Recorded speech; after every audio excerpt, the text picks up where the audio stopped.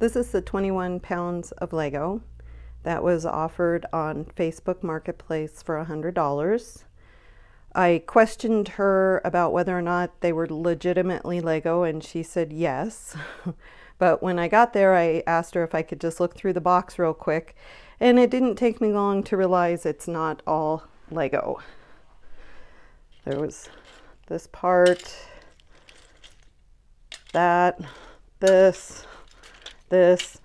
So I offered her 60, thinking she would counter with 80, but she took the $60, gave me a look like I was ripping her off, and she took off. So we're gonna see if the $60 for 21 pounds was a good deal or a great deal or neither. I've sorted through the 21 pounds. This right here is all there is of Lego. It's about a little more than 10 pounds for some parts and some minifigs. And then this was Mega Block, but this container here, which is overflowing, is nothing but broken toys and kind of the McDonald playthings. So was it a good deal? I'm not sure. It worked out to be 10 pounds of Lego that I paid $60 for, so not my best deal. Pretty close to one of my worst deals per pound, but we'll have to see what we can get for the minifigures and the parts that I do have. This is just bizarre. I just got back from work and the shop was locked up tight. I just rechecked and it's still locked. This car was on the floor. Now this car is like in the middle of the floor, but this car, when I left for work this morning, was on the shelf way up there. And it's now in the middle of the floor. And here's a couple of other weird things. All of these drawers are pulled out, and I never leave drawers pulled out, ever. There's also one of my Star Wars things on the floor, plus some of the parts, the pencil that was on top of my cart. So I went outside and looked to see if maybe something had hit my shop, and there's absolutely no damage on the outside. So it's mind-boggling. I've never had any sort of weird thing happen out here before. So the mystery from yesterday is solved.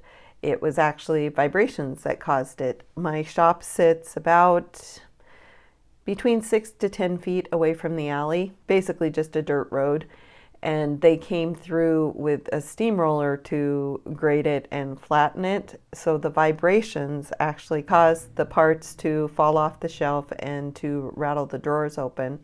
It's a little weird that it was done on the one side it was, because that's not the side that's up against the alley, but the vibrations must have been just right to open those drawers. It was still bizarre. I am a little disappointed I don't have anything to turn into Nuke's top 5, but you know, it's nice to have the mystery solved. I was able to get off work a couple hours early today, so I'm going to be double checking this large order that came in. It's 750 plus parts. My husband pulled it for me last night while he was watching the football game.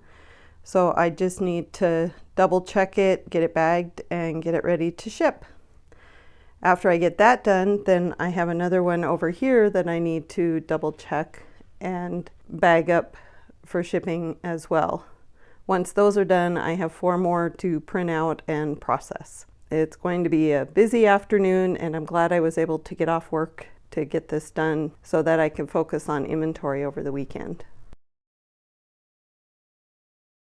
Saturday morning, and I am still working on orders.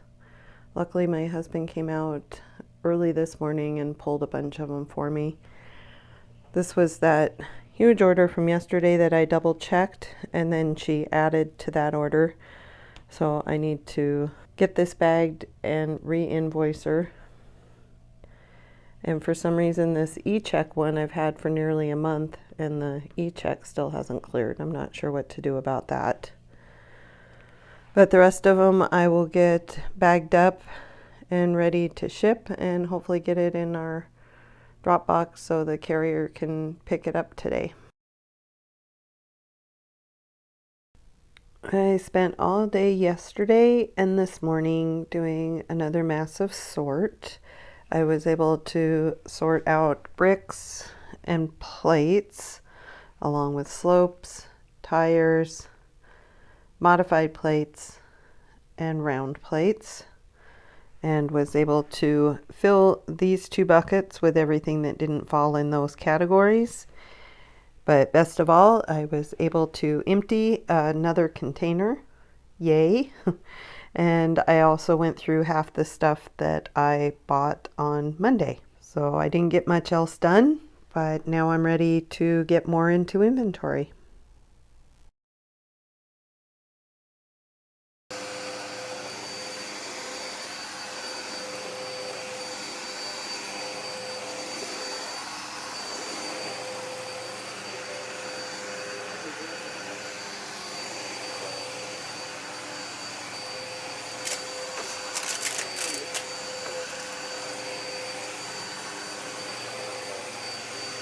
For the first time in about 2 years, I only have 6 bins of Lego that still need to be sorted and put into inventory. I did a little bit of cleaning and vacuuming and moving things around so that I could have a space for all the stuff I sorted, which is this pile here in the middle.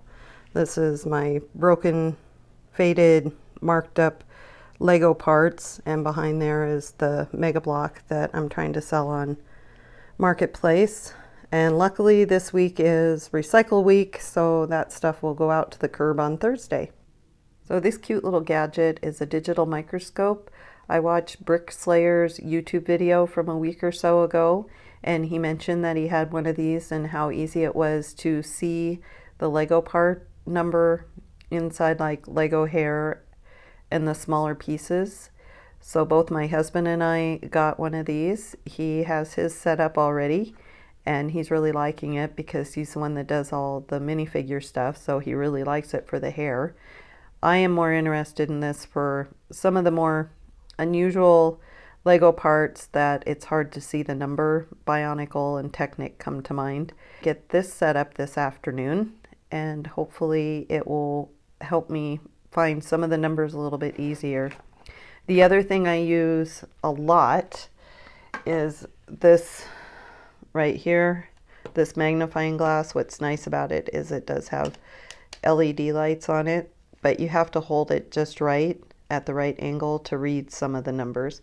But this comes in handy. I use this a lot when I'm putting stuff into inventory. So this is another handy gadget to have. Well, that was super simple to set up.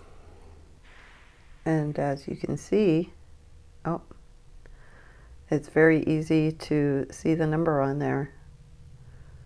I think I'm gonna like this gadget. Just got done washing this pile of Lego. I definitely need to go through it. There's a lot of white parts that will have to go into the junk box because they did not get white. They're still pretty yellowed, but at least I gave it a try. Some of these did come out much better than they were. Nice and clean. So I will let these air dry, and then I'll sort through them and get some of them into inventory this afternoon. I was able to get a few more parts into inventory, even with all we sold in the past week. I'm still over 100,000. I have one more order to do, and then I think I'm going to call it a day.